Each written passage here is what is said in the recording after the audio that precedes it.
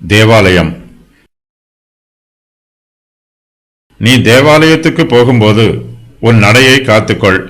மூடர் பலியிடுவது போல பலியிடுவதை பார்க்கிலும் செவி கொடுக்க சேர்வதே நலம். தாங்கள் செய்கிறது தீமை என்று அறியாதிருக்கிறார்கள். தேவ சமூகத்திலே நீ துணிகரமாய் உன் வாயினால் பேசாமலும் மனம் பதறி ஒரு வார்த்தையை சொல்லாமலும் இரு. தேவன் வானத்தில் இருக்கிறார், நீ பூமியில் இருக்கிறாய். ஆதலால் உன் வார்த்தைகள் சுருக்கமாயிருப்பதாக. தொல்லையின் திரட்சியினால் சொப்பனம் பிறக்கிறது போல வார்த்தைகளின் திரட்சியினால் மூடனுடைய சத்தம் பிறக்கும். இந்த உலகம் எல்லாம் மாயையாய் இருக்கிறது என்று சொல்லி சாலமோன் நம்மை இந்த உலகத்தில் இருந்து வேறு பிரித்து அழைத்துச் செல்கிறார். இந்த உலகத்தை விட்டு வெளியேறி வருகிற நம்மை சாலமோன் தேவனிடத்திற்கு அழைத்து வருகிறார். நாம் செய்ய வேண்டிய கடமைகளை நமக்கு நினைவுபடுத்துகிறார். தேவன் தம்முடைய வாசஸ்தலத்தில் வாசம் பண்ணுகிறார். அங்கு கர்த்தருடைய பிள்ளைகள் அவரை பயபக்தியோடு ஆராதனை செய்கிறார்கள். கர்த்தருக்கு பலிகளை செலுத்துகிறார்கள். சாலமோன் நம்மை தேவாலயத்திற்கு அழைத்து போகிறார். நாம் இந்த உலகத்தை பார்த்தால் நமக்கு ஏமாற்றமே உண்டாகும். நம்முடைய ஜீவியத்தில் ஏமாற்றம் உண்டாகாமல் சந்தோஷமும் சமாதானமும் உண்டாக வேண்டும் என்றால் நாம் கர்த்தரை நோக்கி பார்க்க வேண்டும். கர்த்தரே சர்வ சிருஷ்டிகர். சர்வ சிருஷ்டிகளும் தங்கள் சிருஷ்டிகரை நோக்கி பார்க்க வேண்டும். நம்முடைய சரீரத்திலும் உள்ளத்திலும் அநேக காயங்களும் வேதனைகளும் இருக்கலாம். இதை உலக பிரகாரமான ஔஷதத்தை பயன்படுத்தி குணப்படுத்த முடியாது. தேவனுடைய வார்த்தையும் அவரிடத்தில் நாம் ஏறெடுக்கிற ஜெபமும் நம்முடைய எல்லா காயங்களையும் சுஸ்தமாக்குகிற மெய்யான ஔஷதம். நாம் தேவாலயத்திற்கு போகும்போது நம்முடைய நடையை காத்துக்கொள்ள வேண்டும். கர்த்தரிடத்தில் பயபக்தியாய் இருக்க வேண்டும். நாம் பயபக்தியோடு கர்த்தரை ஆராதிக்க வேண்டும். இந்த உலக பிரகாரமான காரியங்கள் எல்லாமே மாயை. ஆனால் கர்த்தருடைய காரியங்களில் எதுவும் மாயையானது அல்ல. நாம் ஆவிக்குரிய உபதேசங்களை சரியாக புரிந்து கொண்டு அவற்றை நம்முடைய ஜீவியத்தில் சரியாக பயன்படுத்தினால் அவை நமக்கு மிகுந்த ஆசீர்வாதத்தை தரும். ஆவிக்குரிய காரியங்களை நாம் சரியாக புரிந்து கொள்ளாமல் அவற்றை தப்பிதமாக பயன்படுத்தினால் அவை நமக்கு மாயையாக இருக்கும். நாம் தேவாலயத்திற்கு போகும்போது நம்முடைய நடையை காத்துக்கொள்ள வேண்டும்.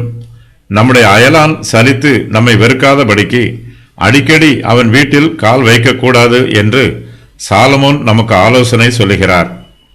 நாம் எத்தனை தரம் கர்த்தருடைய ஆலயத்திற்கு போனாலும் அவர் நம்மை வெறுத்து ஒதுக்குவதில்லை. நாம் தவறான பாதையில் போகக்கூடாது.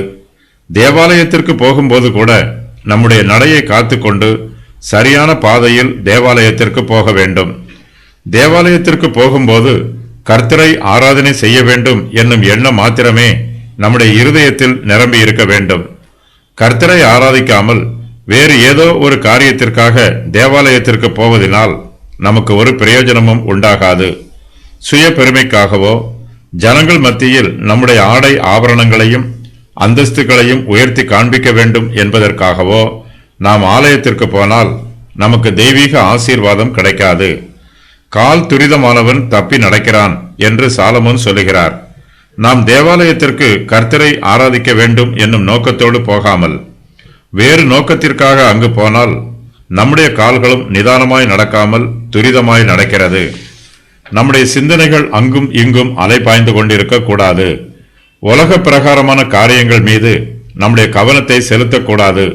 தேவாலயத்திற்கு போகும்போது நம்முடைய முழு இருதயமும் கர்த்தரை பற்றிய சிந்தனையினால் நிரம்பி இருக்க வேண்டும். மோசே தேவ பர்வதமாகிய ஓரேவிலே எரிகிற முட்செடியின் நடுவிலே தேவனை கண்டார். அப்பொழுது தேவன் மோசேயிடம், உன் கால்களில் இருக்கிற பாதரட்சையை கழற்றி போடு, நீ நிற்கிற இடம் பரிசுத்த பூமி என்று சொன்னார். பாதரட்சையை கழற்றி போடு என்னும் வாக்கியத்திற்கு உன் நடையை காத்துக்கொள் என்று வேத பண்டிதர்களில் சிலர் வியாக்கியானம் சொல்லுகிறார்கள். பாதரட்சை என்பது இங்கு அடையாளமாகவும் ஓமையாகவும் உருவகமாகவும் சொல்லப்பட்டிருக்கிறது என்பது இவர்களுடைய வியாக்கியானம். இதுபோன்ற வாக்கியம் யோசுவாவின் புஸ்தகத்திலும் காணப்படுகிறது. அப்பொழுது கர்த்தருடைய சேனையின் அதிபதி யோசுவாவை நோக்கி, உன் கால்களில் இருக்கிற பாதரட்சைகளை கழற்றி போடு, நீ நிற்கிற இடம் பரிசுத்தமானது என்றார். யோசுவா அப்படியே செய்தான். யோசுவா 5:15. நாம் கர்த்தருடைய ஆலயத்திற்கு போகும்போது வெறும் கையோடு போகக்கூடாது. நம்முடைய காணிக்கைகளையும் பலிகளையும் தேவாலயத்திற்கு கொண்டு போக வேண்டும். நாம் பலியிடுவதிலும் ஒரு ஒழுங்குமுறை இருக்க வேண்டும். நாம் மூடர்களுடைய பலிகளை தேவாலயத்திற்கு கொண்டு போகக்கூடாது. மூடர்கள் பலியிடுவது போல நாம் பலியிடவும் கூடாது. மூடர்கள் சடங்குகளுக்கும் பாரம்பரியங்களுக்கும் புறம்பான காரியங்களுக்கும் முக்கியத்துவம் கொடுக்கிறார்கள். அவர்களுக்கு அவற்றின் உள்ளான அர்த்தம் தெரிவதில்லை. மெய்யான தாற்பயத்தை புரிந்து கொள்ளாமல் வெளி வேஷமாக பலியிடுவது மூடர்களுடைய பலி ஆகும். ஒரு காரியம் தீமை என்று தெரியாமல் இருப்பதினால்தான் அநேகர் அந்த தீமையை செய்கிறார்கள். அதை செய்த பின்பு கூட தாங்கள் செய்தது தீமை என்பது அவர்களுக்கு தெரிவதில்லை. இப்படிப்பட்டவர்கள் தாங்கள் செய்த தப்பிதங்களுக்கு மனம் வருந்த மாட்டார்கள். துன்மார்க்கமான மனது பாவத்தை மாத்திரமே யோசிக்கும். பாவம் செய்ய வேண்டும் என்று மாத்திரமே தீர்மானம் பண்ணும். தீய மனதிற்கு தீய காரியங்களை தவிர நன்மையான காரியம் எதுவும் தெரியாது. தேவாலயத்திற்கு போகும்போது கூட தீயவர்கள் தீமையான காரியங்களையே யோசிப்பார்கள். தாங்கள் செய்கிறது தீமை என்று கூட அவர்கள் அறியாதிருக்கிறார்கள். நாம் கர்த்தருடைய வார்த்தையை கேட்பதற்கு எப்போதுமே ஆயத்தமாய் இருக்க வேண்டும். தேவனுடைய வார்த்தை வாசிக்கப்படும் போதும் பிரசங்கம் பண்ணப்படும் போதும் நாம் கவனமாய் வசனங்களை செவி கொடுத்து கேட்க வேண்டும். பலியிடுவதை பார்க்கிலும் செவி கொடுக்க செய்வதே நலம். கர்த்தருடைய சத்தத்திற்கு கீழ்ப்படிவதை பார்க்கிலும் சர்வாங்க தகனங்களும் பலிகளும் கர்த்தருக்கு பிரியமாய் இருக்குமோ? பலியை பார்க்கிலும் கீழ்ப்படிதலும் ஆட்டுக்கடாக்களின் நினத்தை பார்க்கிலும் செவி கொடுத்தலும் உத்தமம். 1 சாமுவேல் 15:22.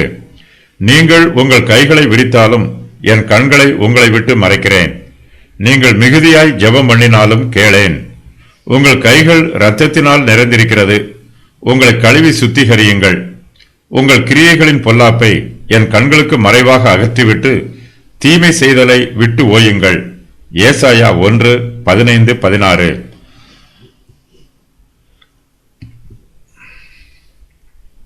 நாம் தேவாலயத்தில் இருக்கும்போது நம்முடைய வார்த்தைகள் அங்கு கேட்கப்படக்கூடாது. நம்முடைய வார்த்தைக்கு பதிலாக தேவனுடைய வார்த்தையே நம் மத்தியில் கேட்கப்பட வேண்டும். தேவ சமூகத்தில் நாம் துணிகரமாய் நம்முடைய வாயினால் பேசாமலும் மனம் பதறி ஒரு வார்த்தையும் சொல்லாமலும் இருக்க வேண்டும். நாம் பேசினாலும் நம்முடைய வார்த்தைகள் சுருக்கமாய் இருக்க வேண்டும். தேவனுடைய சமூகத்தில் பயபக்தியோடு பிரவேசிக்க வேண்டும். நாம் ஜெபம் பண்ணினாலும் வேண்டுதல்களையும் விண்ணப்பங்களையும் ஏறெடுத்தாலும் பொருத்தனைகளை செய்தாலும் மனம் பதறி ஒருபோதும் பேசக்கூடாது. துணிகரமாயும் பேசக்கூடாது. நம்முடைய இருதயத்தின் நிறைவினால் வாய் பேசும். இருதயத்தின் சிந்தனைகளை நாம் ஆளுகை செய்ய வேண்டும். நாம் சுருக்கமாய் பேசினாலும் கருத்தாய் பேச வேண்டும். நம்முடைய இருதயத்தில் இருக்கிற நினைவுகள் ஒரு விதமாகவும் நம்முடைய வாயின் வார்த்தைகள் வேறு விதமாகவும் இருந்தால் நமக்கு பிரயோஜனம் இல்லை. கர்த்தருக்கு முன்பாக நம்மால் எதையும் மறைக்க முடியாது. மனுஷன் முகத்தை பார்க்கும்போது கர்த்தர் நம்முடைய இருதயத்தை ஆராய்ந்து பார்க்கிறார். நம்முடைய இருதயத்தின் சிந்தனைகளே அவருக்கு வார்த்தைகளாய் இருக்கும். தேவன் வானத்தில் இருக்கிறார், நாம் பூமியில் இருக்கிறோம். ஆகையினால் நம்முடைய வார்த்தைகள் சுருக்கமாய் இருக்க வேண்டும். நம்முடைய இருதயத்தில் இருந்து வார்த்தைகள் புறப்பட்டு வந்தாலும் அந்த வார்த்தைகள் துணிகரமாய் இருக்கக்கூடாது. நாம் பதறியும் பேசக்கூடாது. நிதானமாக பயபக்தியோடு பேச வேண்டும். நாம் சர்வ வல்லமையுள்ள தேவனுக்கு முன்பாக பேசுகிறோம் என்னும் பயமும் பக்தியும் நம்முடைய உள்ளத்தில் நிரம்பி இருக்க வேண்டும். நாம் தேவனுடைய பாதபடியாகிய பூமியில் இருக்கிறோம். தேவன் தம்முடைய கிருபையினால் நம்மோடு பேசுகிறார். அதே கிருபையினாலேயே நாம் தேவனோடு பேசுவதற்கு அவர் அனுமதி கொடுக்கிறார். தேவனுடைய சமூகத்தில் பிரவேசிப்பதற்கு நமக்கு வேறு எந்தவிதமான தகுதியும் இல்லை. ஆகையினால் தேவனுக்கு முன்பாக நாம் போகும்போது மிகுந்த மனத்தாழ்மையோடு மிகுந்த பயபக்தியோடு கர்த்தருடைய சமூகத்தில் நம்முடைய ஜெப வார்த்தைகளை ஏறெடுக்க வேண்டும். தொல்லையின் திரட்சியினால் சொப்பனங்கள் பிறக்கிறது. அதுபோலவே வார்த்தைகளின் திரட்சியினால் மூடனுடைய சத்தம் பிறக்கிறது.